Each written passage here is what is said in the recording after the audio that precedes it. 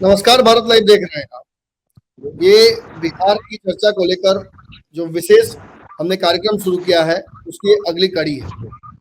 आपको पता होगा, हमने शिक्षा विभाग को लेकर जो बातें की थी, मणिपुर हिंसा को लेकर बातचीत की थी। अब फिर से एक बड़ी खबर आई है कि शिक्षा विभाग में के पाठक लगातार धड़ाधड़ फैसले ले रहे हैं। कुछ लोग उन फैसलों को अनुशासन मान रहे हैं, शिक्षा विभाग को सुधार को लेकर जोड़ कर देख रहे हैं। वहीं कुछ इस के पाठक की जो नई रणनीतियां हैं, उन्हें सीधे इस बात से जोड़कर देख रहे हैं कि वो अपने नियम जबरदस्ती थोप रहे हैं, हिटलरशाही दिखा रहे हैं। इस तरीके के आरोप लगाए जा रहे हैं।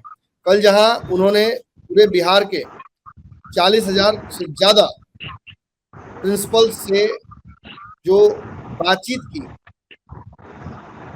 वीडियो कॉन्फ्रेंसिंग के माध्यम से, वहीं आज सुबह सुबह उन्होंने फिर से शिक्षा विभाग के कर्मचारियों को और अलग अलग जिलों के शिक्षा विभाग से जुड़े हुए कर्मचारियों की क्लास लगाई है, जहां एक तरफ शिक्षकों पर उन्होंने दबाव बनाया है कि वो वक्त से और अटेंडेंस जो है उनका वो स्कूल में मेंटेन करें। वहीं इस तरीके के फैसलों पर बताया जा रहा है कहीं ना कहीं शिक्षा विभाग के खुद मंत्री नाराज है। हालांकि अब वो नाराजगी अपनी प्रस्तुत नहीं कर रहे हैं। इन सब चीजों पर बातचीत करने के लिए हमारे साथ रजनीश कुमार जी हैं, जो कि आरजेडी के सैनिक प्रकोष्ठ के स्टेट वाइस प्रेसिडेंट हैं। रजनीश जी, जो कुछ कर रहे हैं वो शिक्षा विभाग में, उस पर बड़ा मिक्स्ड रिएक्शन आ रहा है। कुछ लोग कह रहे हैं कि ये गुस्सा निकाल रहे हैं, हिटलरशाही झाड़ रहे हैं। कुछ लोग कह रहे हैं कि यही सुधार पाएंगे। क्या कहना है आपको? नहीं नहीं, देखिए, इस बात पे चेंज हमेशा आदमी पसंद नहीं करता है। तो अभी कम से कम जब से पाठक साहब ने सर्कुलर जारी किया है तो टीचर टाइम से आ रहे हैं। वो जो पेमेंट ले रहे थे कुछ लोग फॉल्स बिल बना के, जो लोग प्रोफेसर टीचर नहीं थे वो लोगों का फर्जीवाड़ा पकड़ाया जा रहा है। और अब एक कॉन्फ्रेंसिंग करके टाइम से देख रहे, आ रहे, जा रहे हैं। तो आज लोगों को खराब लग रहा है, लेकिन बाद में अच्छा लगेगा, क्योंकि उनका इंस्टीट्यूशन अच्छा होगा तो उन्हें भी इसका प्राइड होगा। प्राइवेट कंपनी में डिस्कशन चलता है कि अगर आप आज प्रोजेक्ट मैनेजर हैं तो कल डायरेक्टर होना चाहते हैं तो आपको क्या क्या करना है। आज आप सॉफ्टवेयर इंजीनियर हैं, कल आप प्रोजेक्ट डायरेक्टर होना चाहते हैं। मेरे एक फ्रेंड है, अपने अमेरिकन फ्रेंड से डिस्कस कर रहे थे कि if you are today software engineer, you want to be project engineer, then these are the manual, you should read it. तो पाठक साहब अगर इनिशिएटिव लिए हैं और लोगों को टाइम से आए जाए और इसमें टेक्नोलॉजी का इस्तेमाल कर रहे हैं तो इसका लोगों को अभी खराब लग रहा है, लेकिन जनता के हित में है और बाद में लोगों के हित में भी होगा, क्योंकि अगर एजुकेशन की क्वालिटी सुधरेगी तो टीचर को भी रेस्पेक्ट होगा। और दूसरा बात है, भाई आप पैसा ले रहे हैं तो आपको ड्यूटी तो करना पड़ेगा। तो मिनिस्टर को तो इसमें आप बेकार आप लोग घसीट देते हैं। मिनिस्टर को अच्छा लगेगा ही, हमारी पार्टी को भी अच्छा लगेगा। और पाठक सर गुस्सा क्यों निकालेंगे? वो अपना ड्यूटी कर रहे हैं, लोगों से ड्यूटी करवा रहे हैं। तो पाठक साहब का भी ड्यूटी है एज ए प्रोजेक्ट लीडर, और लोगों से करवा रहे हैं। I wish him good luck, वो अच्छा कर रहे हैं और करे, बस लोगों को मुंह से बेइज्जत नहीं करे। क्योंकि आप जानते हैं जो बात तलवार नहीं करता वो जवान से कोई काट देता है। ऐसा बात नहीं बोले, क्योंकि जिससे आपको काम करवाना है, एक मजदूर से भी काम करवाना है तो सम्मान देना होगा। एक सिरचन, फणीश्वरनाथ रेणु का सिरचन कहानी था, उनको माने हम सलाह दे रहे हैं पढ़ ले के बाद। सिरचन से कोई शीतल पार्टी गिनवाना है तो पैसा से नहीं करेगा, लेकिन पान खिलाने से करेगा। तो अच्छा कर रहे हैं, करे। और मिनिस्टर को भी गुड माने उसका शेयर मिलना चाहिए, जो एजुकेशन मिनिस्टर है। रजनीश जी, एक कंप्लेन लगातार हम तक आ रही है, लोग रीच आउट कर रहे हैं व्हाट्सएप और अलग अलग माध्यम से, यूट्यूब पर भी लोग बातचीत करके कमेंट में आते हैं। लगातार बिहार सरकार जो कैमरे इंस्टॉल की है सड़कों पर ट्रैफिक व्यवस्था को दुरुस्त करने को लेकर, और कोई गलती ना करे उसको लेकर ई चालान का व्यवस्था किया गया है कि कैमरे से कैप्चर करके चालान उसके घर पर भेजाया जा रहा है। इसमें बहुत सारी कमियां बताई जा रही हैं। कभी 2 चक्का गाड़ियों को 4 चक्का बताया जा रहा है, कभी एक ही कंप्लेन के लिए कि हेलमेट किसी ने नहीं पहना तो हर चौक पर उसका चालान कट जा रहा है। अगर कोई व्यक्ति स्विगी जोमेटो या अन्य लोग कर्मचारी हैं जो दिन में 400 500 1000 रुपए तक कमाते हैं, उनको 2-2 हजार का डेली फाइन दे दिया जा रहा है। तो कोई कमाएगा क्या? इस तरीके से तो कहीं ना कहीं सरकार पर भी फिर सवाल खड़े हो रहे हैं। और एक बड़ा इसमें कंप्लेन जो आ रहा है लोगों का कि किसी भी ट्रैफिक चौक पर व्यवस्था दुरुस्त नहीं है, लाइटें काम नहीं करती हैं, ट्रैफिक पुलिस वहां दुरुस्त भीड़ को माने सुचारू करने के लिए बैठे हुए नहीं है, लेकिन व्यवस्था नहीं की गई है। चालान काटने की व्यवस्था बड़ी दुरुस्त कर दी गई है, घर पे बैठ रहे चालान कट जा रहा है। देखिए, ये जो बात आप कहीं भी टेक्नोलॉजी का यूज करते हैं, ई चालान की आप बात कर रहे हैं, तो टेक्नोलॉजी को कहा जाता है डबल एज सोर्ड, यह द्विधारी तलवार है, या सीजर ऑफ द डॉक्टर। अगर आप ठीक से इसको यूज कर रहे हैं, it is beneficial, otherwise it will harmful, it will kill you. तो जो ट्रैफिक पुलिस जो अपने ई चालान सिस्टम में सॉफ्टवेयर यूज कर रही है, वह जो कैमरा यूज कर रही है, पहले तो 1-2 महीना उसको ऐसे ट्रायल करके देखना चाहिए था, डेटा कलेक्ट करना चाहिए था कि वो रियल टाइम पे इनपुट करेक्ट देता है कि नहीं देता है। और इसके जो एक मैं कहानी ने एक एग्जांपल दे रहा हूँ। ट्रैफिक मैनेजमेंट में जापान से कोर्स करके आए थे, बॉम्बे पुलिस के बाद में कमिश्नर हुए राकेश मारिया साहब जी। तो इस तरह से जो ट्रेंड अफसर है, पहले वो अपने सॉफ्टवेयर को ठीक करे, सारे रेड लाइट दुरुस्त हो, और उसके बाद इसमें जो ट्रांसपेरेंसी है कि नहीं, एक सिविल कमेटी जो नागरिकों की कमेटी है, उसके सामने 10 दिन 15 दिन इसका डिमोन्स्ट्रेशन हो, और फिर जाके इस व्यवस्था को लागू करे। दूसरी बात है कि पुलिस को प्रो पीपुल होना चाहिए। जैसे अब हेलमेट नहीं है, तो मैं एक मिलिट्री का एग्जांपल देता था कि जो लोग बिना हेलमेट के पकड़ाते थे, तो तुरंत वहां पे हमारा मिलिट्री पुलिस रहता था, आपको एक हेलमेट का वाउचर दे देगा या हेलमेट दे देगा 1500 रुपए का जी। और जो डुप्लीकेसी है, इस सबको सरकार को मिनिमाइज करना चाहिए, और वहां पे क्वालिफाइड अफसर हो जो टेक्नोलॉजी मैनेजमेंट को ठीक करे। नहीं तो सरकार पे ब्लेम आ रहा है, लोग कह रहे हैं कि सरकार पैसा कमाने के लिए जबरदस्ती लोगों को हरास कर रही है। अब कोई भी चीज पब्लिक के लिए, पब्लिक को हरास कर रहे हैं, ये तो गलत बात है। ये हमारे सरकार पे, हमारी पार्टी पे भी ब्लेम आएगा। ये बात आप सही बोले, स्विगी वाले, जोमेटो वाले, अमेजन वाले जो दिन भर में 500 रुपया कमा रहे हो, कंप्लेन दे रहे हैं। और सबसे बड़ा गलत बात कह रहे हैं कि police is not pro people, police is not people friendly. Chandigarh का मैं एग्जांपल दे रहा हूँ। एक बार ऐसा था कि 2 बार चालान हो गया था, मैं कार में सीट बेल्ट नहीं लगाया था, मैंने ट्वीट किया और ट्वीट का रिस्पांस 12 मिनट के अंदर में आया। अब बोला कि your double duplicacy of the challan is deleted. तो इस टाइप का व्यवस्था कीजिए, पब्लिक को हरास मत कीजिए। तो पुलिस जो कर रही है उसे रिसेटमेंट हो रहा है, कल कोर्ट में केस हो जाएगा तो क्या होगा। तो मैं पुलिस अफसर को सलाह नहीं देना चाहता हूं, लेकिन क्योंकि वो अपने क्वालिफाइड है, तो ट्रेंड पुलिस अफसर को सरकार रखे ट्रैफिक मैनेजमेंट और सॉफ्टवेयर को ठीक करे। ये गलत बात है। रंजीत जी, एक और चर्चा लगातार ये कमेंट में भी आ रही है, पंचनामा के दौरान भी कई दर्शकों ने इस बात को उठाया है कि जहां एक तरफ कुछ दिन पहले की खबर आ रही है कि देश के कई बड़े पूंजीपतियों को सरकार ने बेल आउट किया है, उनके लोन्स माफ किए हैं, बिजनेस सुचारू ढंग से कर पाए, लोगों को जो रोजगार उन्होंने दे रखा है वो कंपनियां चल पाए, इसके लिए बेल आउट किया है। लेकिन वहीं हम देखते हैं तो जो लोअर तबके के लोग हैं, बीपीएल, उसके लिए सरकार ने व्यवस्था किया है, मुफ्त में अनाज की व्यवस्था, या फिर इंदिरा आवास हो, या मनरेगा की व्यवस्था, या अलग अलग चीजें हो। मिडिल क्लास बार बार ये कहता है कि हम पिस जाते हैं, हमें सबसे ज्यादा टैक्स भी हमसे लिया जाता है, हमारे लिए कोई स्कीम भी नहीं बनाई जाती है, सरकार के किसी भी बेनिफिट वाले जो स्कीम्स हैं उनमें हमारा कहीं नाम नहीं होता है। या तो अपर क्लास के लोगों को या बहुत बड़े पूंजीपतियों को सरकार बेल आउट करती है, मदद करती है, या फिर बीपीएल के लोगों को। इस पर क्या कहिए? देखिए, जो भारतीय जनता पार्टी की सरकार है, इसमें जब से जेपी नड्डा साहब भारतीय जनता पार्टी के अध्यक्ष हुए हैं, तब से पार्टी डायरेक्शन लेस है। मैं विरोधी होते हुए एक बात सलाह देना चाहता हूं कि उनका राष्ट्रीय अध्यक्ष नड्डा साहब भाजपा का गड्ढा खोद रहे और कुछ नहीं। कभी उस पोस्ट पर आडवाणी जी होते थे, अटल जी होते थे, तो मोदी साहब जो 2014 में आए थे, तो बीजेपी सोच रहे हिंदूवाद के कारण आए, और इस कारण से तो गलत बात। ये जो मिडिल क्लास है वो मिडिल क्लास अत्यंत राष्ट्रवादी है।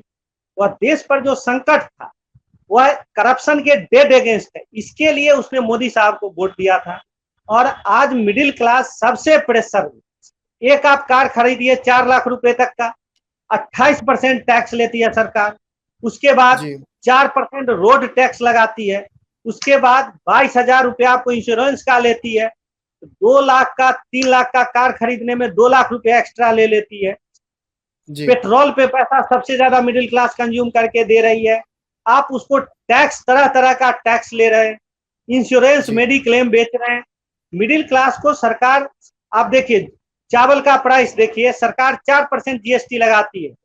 एक सनराइज चावल था 30 रुपए का, 4% टैक्स लगाया, 1 रुपया 20 पैसा होना चाहिए था, चावल का प्राइस हुआ मार्केट में 35 रुपया। वेजिटेबल प्राइस देखिए, हर चीज पे मिडिल क्लास रो रहा है। तो भारतीय जनता पार्टी को एक लक्ष्मण रेखा समझना पड़ेगा कि आप मिडिल क्लास को उस लेवल से ज्यादा मत दबाइए कि जहां पर उसका पेशेंस आउट हो जाए, क्योंकि वही एक मिडिल क्लास है। भारतीय जनता पार्टी नहीं, कांग्रेस ही सबका ये राष्ट्रवाद का मेन है, जो सरकार को पैसा भी कमा के देती है, अपना भी जीवन यापन करती है। एक ड्राइवर, एक कुक, एक सर्वेंट 5-5 लोगों को चला रही, और उस पर आप तरह तरह का टैक्स लगा रहे हैं। मार्केट में चीजों का दाम इतना है, मार्केट में मिडिल क्लास क्या, लोअर मिडिल क्लास भी परेशान है। आज आप देखिए होम लोन भी बढ़ गया। मैं तो कहता हूं कि सब पर सरकार सब्सिडी जारी करे, जो मिडिल क्लास को भी कम से कम 20 लाख तक में 5% टैक्स लेके आए, और जो बेसिक नीड्स है जैसे शुगर, राइस, दाल, इस सब पर, और मिडिल क्लास को पेट्रोल, ये सब पर है, इसको भी टैक्स में, जैसे मैं 10,000 रुपया का पेट्रोल खरीद रहा हूँ पर मंथ, तो वो एक टैक्स में मैं उसको भाउच कर सकूं, या एक्सपर्ट से कमिटी बने कि how to, I can say कि give some relief to middle class, और जो लोअर मिडिल क्लास है शहर का, उसको भी मनरेगा स्कीम में लोग इंक्लूड करें। मिडिल क्लास रियली बहुत परेशान है। 1 लाख रुपया कमाने वाले का 20,000 रुपया चला जाता है घर भाड़ा में, 10,000 चला जाता है मेडिकल में, 10-12 हजार चला जाता है कार लोन में, 15,000 इधर उधर, 10,000 रुपया प्रैक्टिकली उसको बच रहा है।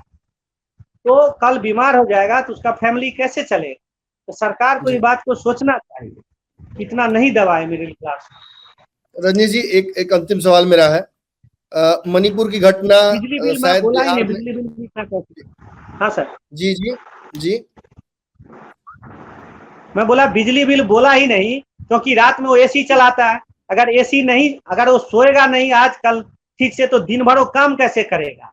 आजकल एक बिल्कुल। एजाइल कोर्स कंपनी सब चलाती है कि आप फिजिकली फिट नहीं होइए, आप मेंटली एजाइल भी होइए, अत्यंत कुशाग्र, और रात भर आप नहीं सोएंगे, जगे हुए हैं, तो दिन में आप कितना कुशाग्र होंगे ये मुझे बताने की जरूरत नहीं है, हम सब समझते हैं। जी बिजली बिल कितना 8-8 रुपए यूनिट दे रहा है।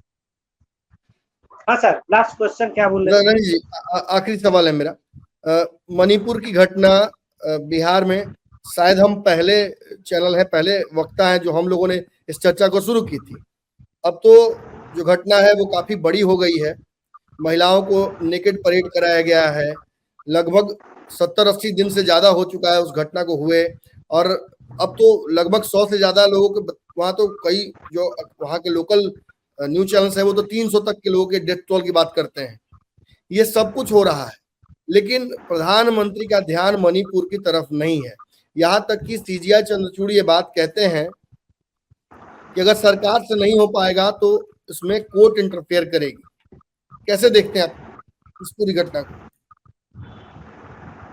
सरकार, मैं थोड़ा इशू कॉम्प्लेक्स है, इसमें फॉरेन लिंक भी है, जो बर्मा के थ्रू चाइना, जो मिजो चीन लोगों को, वो जो सेम ट्राइबल है, कुकी, चीन, मिजो, पिछले इंटरव्यू में भी मैं बोला था, तो प्राइम मिनिस्टर नहीं देख रहे हैं। मैं ब्लेम नहीं देना, इस बार मैं जानना चाहता हूं कि चूंकि भाजपा, कल भी हमारे चर्चा में भाजपा के एक प्रतिनिधि थे, उन्होंने कहा कि ये बहुत सेंसिटिव मैटर है, इस पे हम सेंसिटिवली आगे बढ़ रहे हैं, हम कोई फैसला भी नहीं सकते हैं, पुलिस एक्शन नहीं ले सकती है। लेकिन अगर न्यायाधीश इस देश का कहता हो कि अगर सरकार नहीं फैसला लेगी तो हमें लेना पड़ जाएगा, तो ये तो बड़ी बात है ना। ये बहुत ही खराब बात है।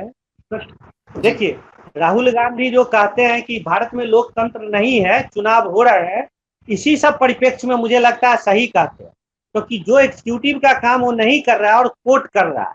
तो इसीलिए राम गोपाल यादव जी ने भी कहा था, उससे पहले मैंने भी कहा था कि सिचुएशन कॉम्प्लेक्स है। मैं मेती भी को गलत नहीं कह रहा हूं, क्योंकि झगड़ा शुरू किया था कुकी लोगों ने, लेकिन सरकार लोगों के मन को शांत करने के लिए 2-3 महीने के लिए हाउस को सस्पेंड कर दे, चीफ मिनिस्टर को हटा दे, क्योंकि कल अगर सुप्रीम कोर्ट हटा दिया चीफ मिनिस्टर को तो प्राइम मिनिस्टर साहब की क्या इज्जत रह जाएगी, देश के एग्जीक्यूटिव की क्या इज्जत रह जाएगी।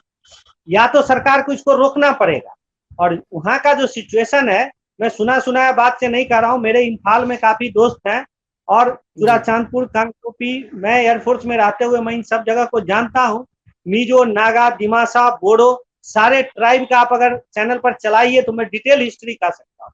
और इससे भारत में दूसरे असम में भी प्लेन में प्रॉब्लम होगा। तो अब जब कोर्ट कह दिया है तो एक लाज के कारण प्राइम मिनिस्टर से ज्यादा मैं कह रहा हूँ होम मिनिस्टर साहब की गलती है। एज ए इंटरनल सिक्योरिटी वही देखते हैं, उनको चीफ मिनिस्टर को हटा देना चाहिए, हाउस को सस्पेंडेड एडिमेशन में रखना चाहिए। मन इसको कहते हैं विजन फिजियोलॉजी, लोगों को दिखेगा कि यस गवर्नमेंट इज एक्टिंग, तो थोड़ा psychologically it will assuage the injury, mental injury.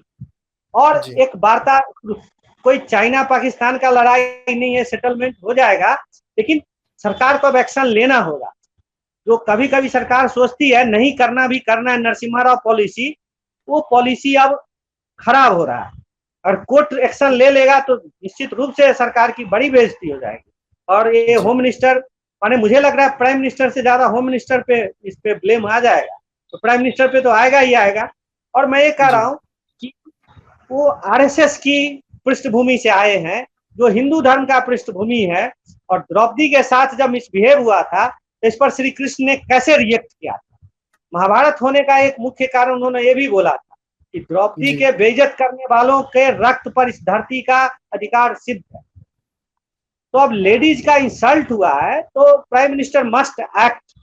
वैसे मेरा इतना वेट और हाइट नहीं है, बट स्टिल आई रिक्वेस्ट कि जब कोर्ट कह दिया है तो सरकार को एक्शन ले लेना चाहिए, जो पूरे देश को दिखे yes action is taken by the government. जी, बिहार पर चर्चा की इस कड़ी में हमने आज भी कई जन समस्याओं की चर्चा की। हमने देश में जो वर्तमान गृह युद्ध की स्थिति बनी हुई है उस पर चर्चा की। किस तरीके से ट्रैफिक का कानून जो दुरुस्त करने की तैयारी बिहार में की जा रही है पटना में, उसका दुष्प्रभाव क्या देखे जा रहे हैं उस पर चर्चा की। हमने शिक्षा विभाग में जो व्याप्त है जो करप्शन या जिसे आप कह सकते हैं डेवलपमेंट, उसे किस तरीके से सुधार किया जा रहा है उस पर चर्चा की। बहुत सारे मुद्दों पर, जनता के समस्याओं पर हमने चर्चा की। अगली कड़ी में भी बहुत सारी समस्याओं पर चर्चा करेंगे। रजनीश जी, बहुत बहुत धन्यवाद आपका। दर्शकों को भी धन्यवाद, कमेंट बॉक्स में अपनी राय रख सकते हैं। अगर वीडियो पसंद आई और वह बिहार के राजनीति और बिहारियत से सरोकार रखेनी तो सब्सक्राइब बटन दबा के चैनल के सब्सक्राइब कर ली। ओजे एगो घंटी बा, ओकरा बटन दबा देला से कुल सटीक और मारक खबर रुआ मुफ्त में मिल जाई। अगर रुआ पत्रकारिता के हमनी के नया प्रयोग में सहयोग कर चाहतानी तो ज्वाइन बटन दबा दी। पेटीएम नंबर नोट कर ली 9386816700। धन्यवाद।